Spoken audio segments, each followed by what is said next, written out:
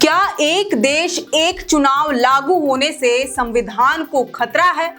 क्या इससे क्षेत्रीय मुद्दे गौण हो जाएंगे? ये तमाम सवाल आज एक बार फिर से खड़े होने शुरू हो गए हैं, क्योंकि एक देश एक चुनाव अब जल्द ही अस्तित्व में आने वाला है। एक देश एक चुनाव, जैसा कि नाम में ही सब कुछ है।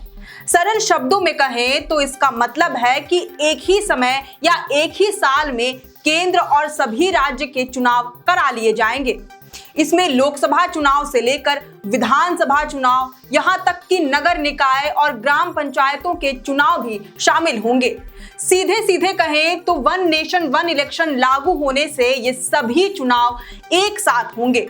इसके बाद सीधे 5 साल के बाद ही वापस से ये सारे चुनाव हो पाएंगे। इस संबंध में कल मोदी कैबिनेट ने एक देश एक चुनाव को लेकर रामनाथ कोविंद की अध्यक्षता वाली 8 सदस्यीय कमेटी की अनुशंसा पर मुहर लगा दी है। कमेटी ने सिफारिश की है कि सभी विधानसभाओं का कार्यकाल 2029 तक बढ़ाया जाए, ताकि एक साथ सभी राज्यों के विधानसभाओं को भंग करके केंद्र और राज्यों का चुनाव एक बार में ही हो सके।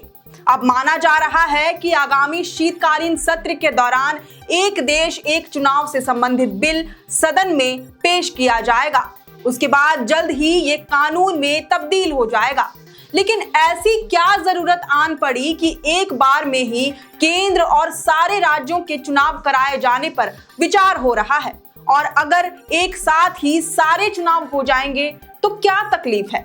इसके लिए आपको एक देश एक चुनाव के फायदे और नुकसान दोनों को ही जानना जरूरी है। अब क्योंकि ये मोदी सरकार का फैसला है तो सरकार इसके फायदे तो गिनवाएगी ही। सरकार का मानना है कि भारत के अलग अलग हिस्सों में लगातार हर 6 महीने साल भर में चुनाव होने से देश का खर्चा काफी बढ़ जाता है। राजनीतिक पार्टियों को अलग अलग से प्रचार प्रसार के लिए जाना पड़ता है।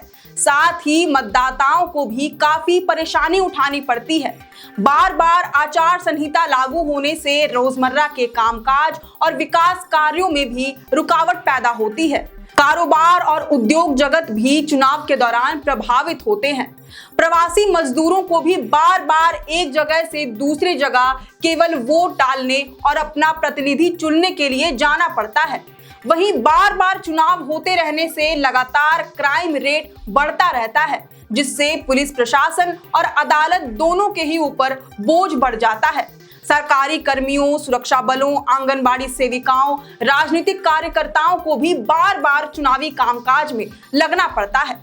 ऐसे में अगर देश में एक ही बार में सारे चुनाव हो जाते हैं तो 5 सालों तक चुनावों से राहत मिल जाएगी। राजनीतिक पार्टियों और सरकारों के खर्चों में बचत होगी। वोटरों को भी साल दर साल वोटिंग करने के लिए सोचना नहीं पड़ेगा। कारोबार में भी नुकसान नहीं होगा।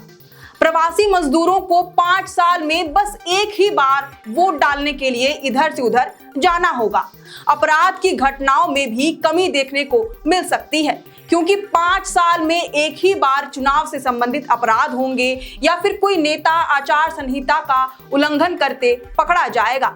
सरकारी कर्मियों, सुरक्षा बलों, आंगनबाड़ी सेविकाओं या फिर राजनीतिक कार्यकर्ताओं को भी एक ही बार चुनावी कामकाज में लगना होगा।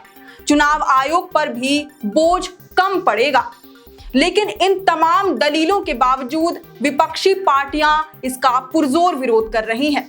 ऐसा क्यों? इसे हम वीडियो के दूसरे पार्ट में समझेंगे। दूसरे भाग में हम एक देश एक चुनाव से जुड़े खामियों को समझने की कोशिश करेंगे। दूसरा पार्ट बहुत जल्द आप सबके समक्ष होगा। फिलहाल बने रहें हमारे लोकतंत्र 19 के साथ। अगर आपको ये वीडियो पसंद आया हो तो इसे जरूर से लाइक और शेयर करें। हमारे चैनल लोकतंत्र 19 को फेसबुक पर फॉलो और यूट्यूब पर सब्सक्राइब करना ना भूलें। हमारा एक और चैनल है द ग्राम सभा, उसे भी जरूर से फॉलो और सब्सक्राइब कर ले। फिलहाल लेते हैं अलविदा। जोहार।